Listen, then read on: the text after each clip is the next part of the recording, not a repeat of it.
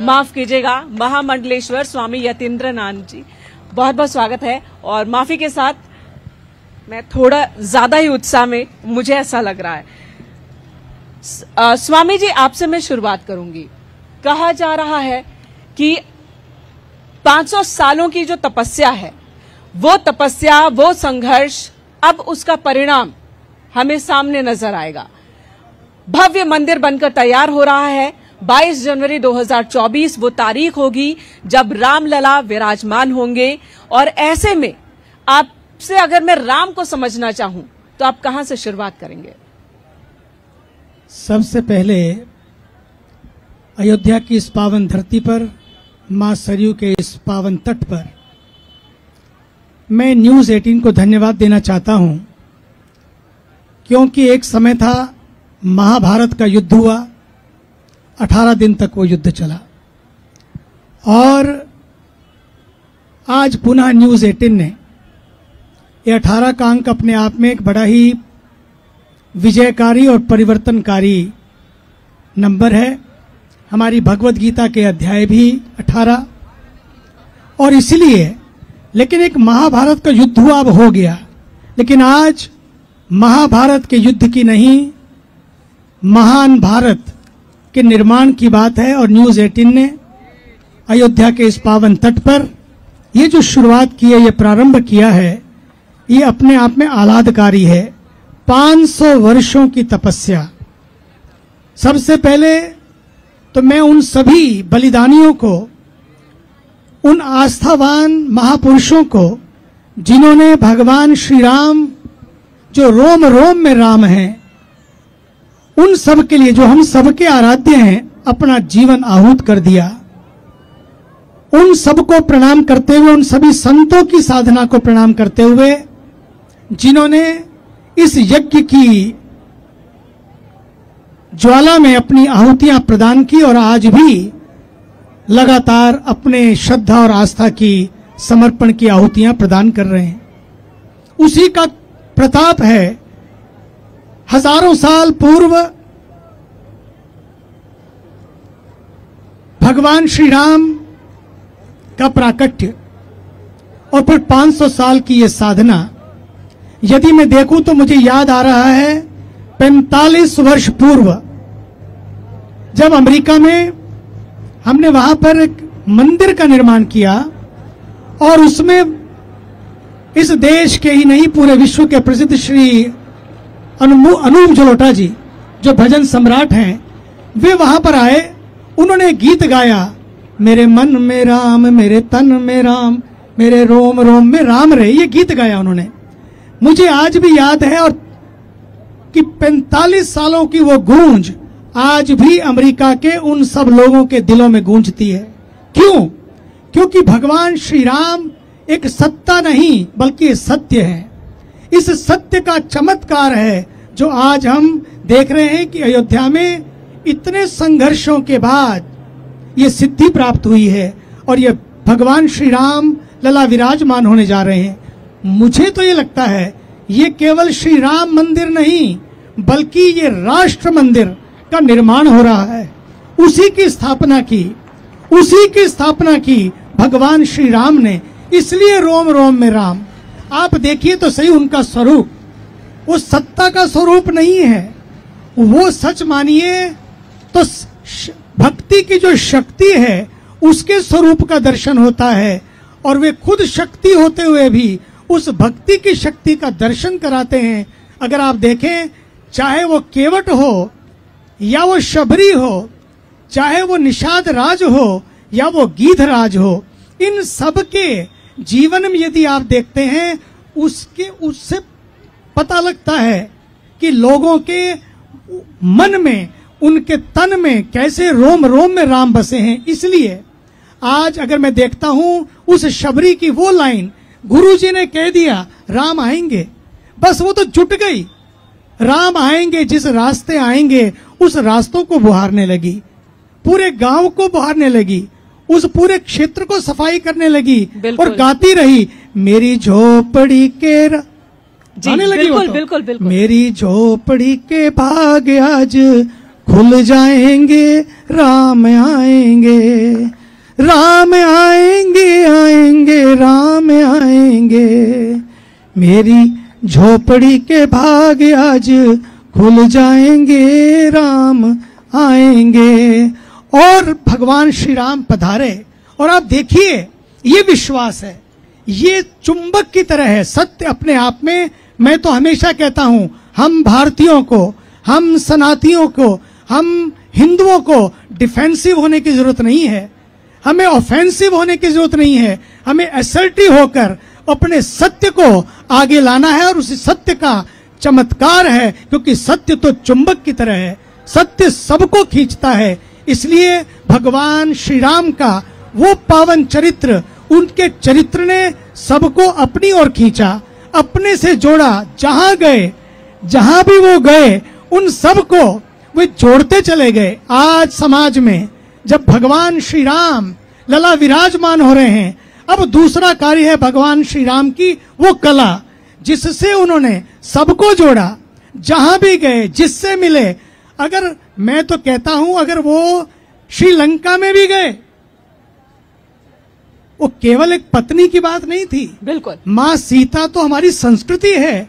महाभारत की गीता और रामायण की सीता जी, ये दोनों हमारी संस्कृति हैं। उस संस्कृति को की सुरक्षा के लिए उन्होंने जो कदम उठाए, जो उन्होंने जी आदर्श स्थापित किया, आज समाज में यही लाने की जरूरत है कि अपनी मां बहनों के लिए, अपने परिवार की शक्तियों के लिए, उनके सम्मान की रक्षा के लिए, जैसे भारत के ऊर्जावान, तपस्वी, यशस्वी प्रधानमंत्री जी ने नारी शक्ति वंदन किया, किस तरह से उन्होंने कहा कि हमारे समाज की नारियों का सम्मान हो। और इसकी शुरुआत की भगवान श्री राम ने अपने तप से, अपनी साधना से। बिल्कुल, और आज राम नाम ही वो नाम है जो पूरे सनातन को जोड़ने वाला नाम है। आप यही कह रहे हैं, जो पूरे विश्व को जोड़ेगा, न सिर्फ राष्ट्र को बल्कि विश्व को। और इस वक्त जूना अखाड़ा के महामंडलेश्वर हमारे साथ मौजूद हैं, यतीन्द्रानंद गिरी जी महाराज। और आपने भी अपने जीवन को राम नाम के लिए समर्पित किया। आपसे मैं वो सवाल करूंगी कि आखिर आप क्यों चाहते हैं कि सिलेबस में रामायण, राम का जीवन और गीता का पाठ हिस्सा होना चाहिए। लेकिन उससे पहले महामंडलेश्वर जी, मैं आपसे यह जानना चाहती हूं कि रोम रोम में राम कैसे हैं, आपको कैसे लगता है?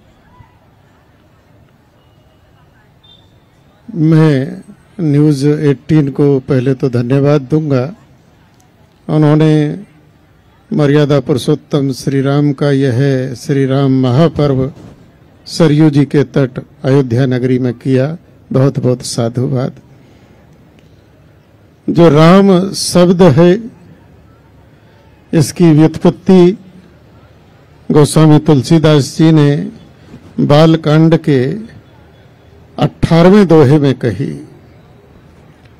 18वें दोहे के बाद जो पहली चौपाई आती है, बंदहु नाम राम रघुवर को, हेतु कृषाणु भानु हिम कर को।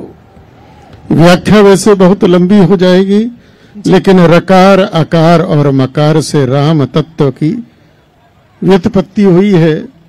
राम ही ब्रह्म है, राम ही शिव है, और राम ही विष्णु है, और राम ही परात्पर परब्रह्म है।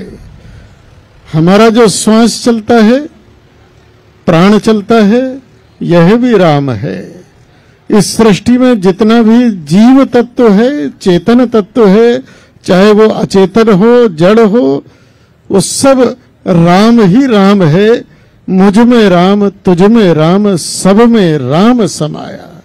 राम किसी एक जाति के नहीं है, किसी एक वर्ग के नहीं है, किसी एक कुटुंब परिवार के नहीं है, किसी एक देश के नहीं है।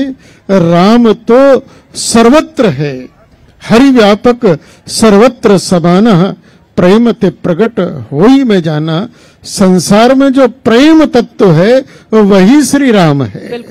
और राम को किसी जाति विशेष में बांध देना, तो ये राम के साथ न्याय नहीं होगा। अगर आज अयोध्या में श्री राम का मंदिर बन रहा है, तो ये एक वैश्विक मंदिर है। ये पूरे संसार के लिए है। राम का आदर्श, राम का चरित्र, राम का व्यवहार, श्री राम की वाणी, ये किसी समुदाय विशेष की नहीं है, ये पूरे विश्व के लिए अनुकरणीय है। कोई भी विश्व का प्राणी या मनुष्य या संप्रदाय ये नहीं कह सकता कि हम राम के इस व्यवहार की पालना नहीं स्वामी करेंगे। जी, जब ऐसा है तो फिर इतनी लड़ाई, इतने संघर्ष की जरूरत क्यों पड़ी? ये एक सवाल बार बार आता है। राम जब सबके हैं तो फिर इतना संघर्ष, इतना विवाद राम के नाम के साथ क्यों जुड़ा?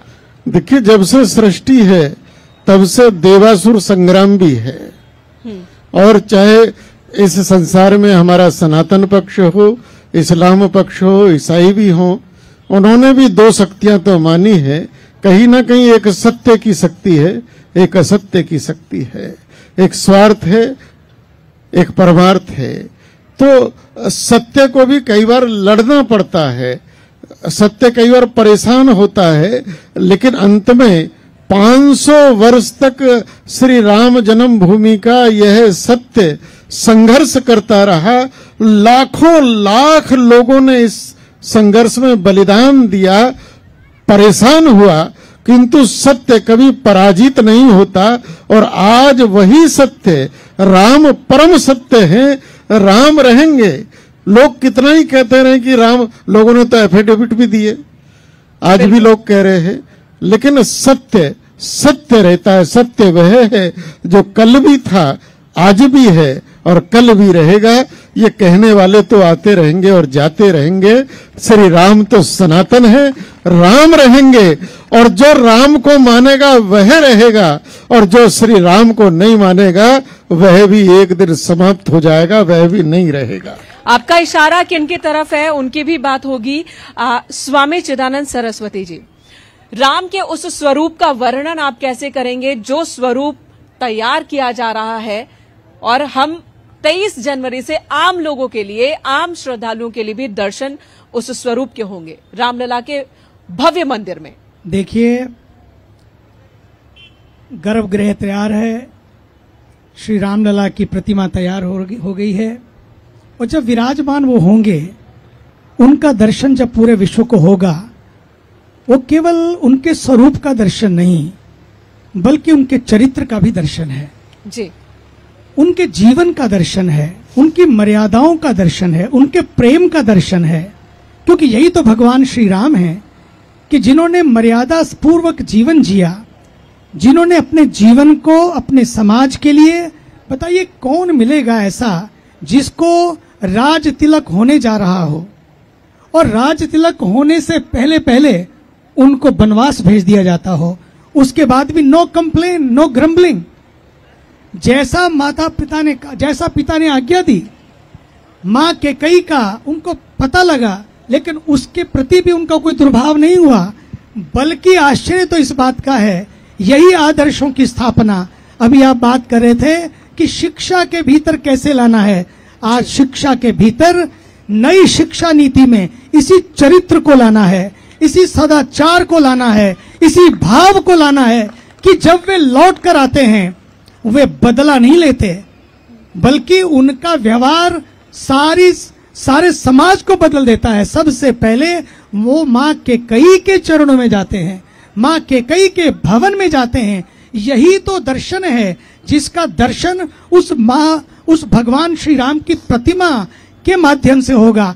प्रतिमा के माध्यम से तो प्रतिमा का दर्शन नहीं है, बल्कि प्रतिमा में जो प्रभाव है उनके चरित्र का, उनका दर्शन है। दूसरी बात जो महत्वपूर्ण है, ये हमें समझनी होगी, ये हमें जाननी होगी, ये हमें देखनी होगी कि देखिए आज उनका जो चरित्र है, आज समाज में जिस तरह के वातावरण के बना हुआ है, आज सबसे बड़ा संकट है तो सोच का संकट है, सबसे बड़ा सोच का संकट है। मेरा अगला सवाल भी आपसे यही था कि क्या आज के संसार में, आज के वक्त में ये मुमकिन है राम हो जाना?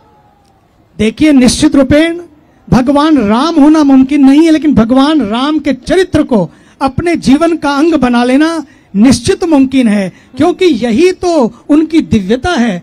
अगर ऐसा ना होता, उन्होंने इतनी जो कष्ट सहे, वो इसलिए नहीं सहे, वो तो राजा थे, राजा बन जाते, लेकिन वो बन इसीलिए गए कि जैसे ही वो बन गए वो भगवान बन गए।